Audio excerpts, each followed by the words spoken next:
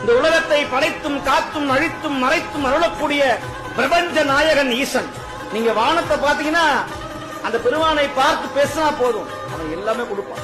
நடராஜருடைய வடிவமே பிரபஞ்சம் தான். இந்த உலகம் அண்ட சராசரத்தினுடைய வடிவம் தான் நடராஜருடைய வடிவம். அண்ட பகுதியில் உண்டை பிறக்கம் அளப்பரும் தன்மை வளப்பரும் காட்சி. வளப்பரும் காட்சியினர்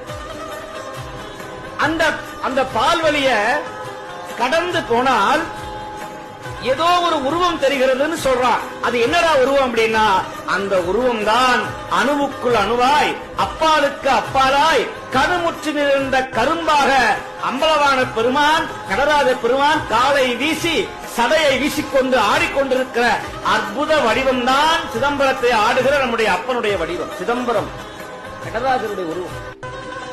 அதைத்தான் 3000 ஆண்டுகள் வாழ்ந்த ஒரு முனிவர் சொன்னார் திருமூலர்ல, எங்கும் சிதம்பரம்